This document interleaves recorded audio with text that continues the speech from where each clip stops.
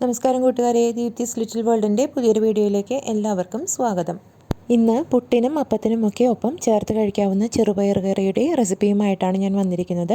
ഹോട്ടലിൽ നിന്ന് ലഭിക്കുന്ന ചെറുപയർ കറിയുടെ റെസിപ്പിയാണ് കേട്ടോ ഇത്. അപ്പോൾ നമുക്ക് വീഡിയോയിലേക്ക് പോവാം. ചെറുപയർ കറി തയ്യാറാക്കുന്നതിന് വേണ്ടിയിട്ട് ഒരു കുക്കറിലേക്ക് 2 മണിക്കൂർ കുതിർത്ത് വെച്ച ചെറുപയറാണ് അത് ചേർത്ത് കൊടുക്കുന്നുണ്ട്. ആവശ്യത്തിന് ഉപ്പ് ചേർക്കുന്നുണ്ട്.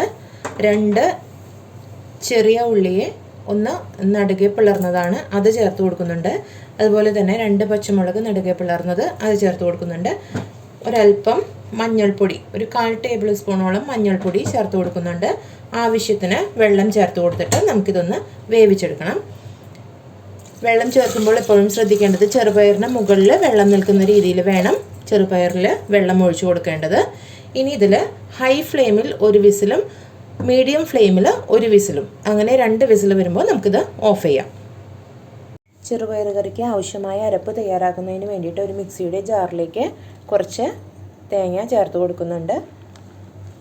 അതിലേക്ക് ഒരല്പം, ഒരു 1/4 ടേബിൾ സ്പൂണോളം ചെറിയ ജീരകമാണ് ചേർത്ത് കൊടുക്കുന്നത്. ചെറിയ ജീരകം ചേർത്ത് കൊടുക്കുന്നുണ്ട്. 2 പച്ചമുളക് ചേർത്ത് കൊടുക്കുന്നുണ്ട്. അതോടൊപ്പം തന്നെ 2 ചെറിയ ഉള്ളിയും കൂടെ ചേർത്ത് കൊടുക്കുന്നുണ്ട്. ഇത് നന്നായിട്ടൊന്ന് അരച്ചെടുക്കുക കേട്ടോ. നമ്മുടെ ചെറുപയർ ഇവിടെ വെന്ത് കിട്ടിയിട്ടുണ്ട്. നമ്മളിതിലേക്ക് ആവശ്യമായ അരപ്പ് തയ്യാറാക്കി വെച്ചിട്ടുണ്ട്. അത് നമുക്ക് ഈ വെന്ത ചെറുപയറിലേക്ക് ചേർത്ത് കൊടുക്കാം കേട്ടോ.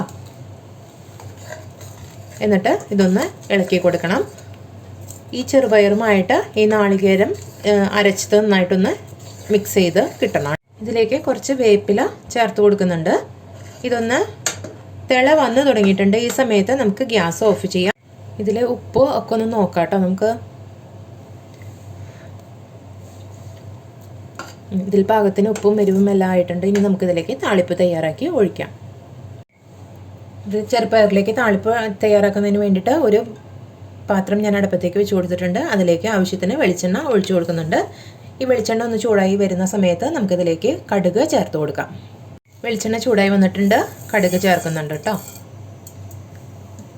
കടുക് ഒന്ന് പൊട്ടി വരാൻ വേണ്ടി വെയിറ്റ് ചെയ്യാം. പൊട്ടി വരുന്ന സമയത്ത് നമുക്കിതിലേക്ക് ഒരു 4 ചെറിയ ഉള്ളി ഞാൻ അരിഞ്ഞു വെച്ചിട്ടുണ്ട്.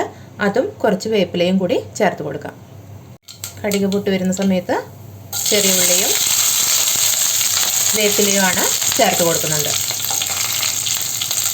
ഇത് നന്നായിട്ട് ഇളക്കി കൊടുക്കണം. ഇതൊന്ന് ഇളം ഗോൾഡൻ നിറമാകുന്ന സമയത്ത് നമുക്ക് കറിയിലേക്ക് ചേർത്ത് കൊടുക്കാം. നമുക്ക് താളിപ്പ് കറിയിലേക്ക് ചേർത്ത് കൊടുക്കാം കേട്ടോ. അപ്പോൾ നമ്മുടെ ചെറുപയർ കറി ഇവിടെ തയ്യാറായിട്ടുണ്ട്. ഇത് പുട്ടിൻ്റെ ഒപ്പം അതുപോലെ തന്നെ നൂലപ്പത്തിൻ്റെ ഒപ്പമൊക്കെ നമ്മൾ ഹോട്ടലുകളിൽ നിന്നൊക്കെ ലഭിക്കുന്ന ചെറുപയർ കറിയുടെ രുചിയാണിതിന്. അപ്പോൾ എല്ലാവരും തയ്യാറാക്കി നോക്കുക, അഭിപ്രായങ്ങൾ അറിയിക്കുക. അപ്പോൾ അടുത്ത വീഡിയോയിലൂടെ വീണ്ടും കാണാം കേട്ടോ.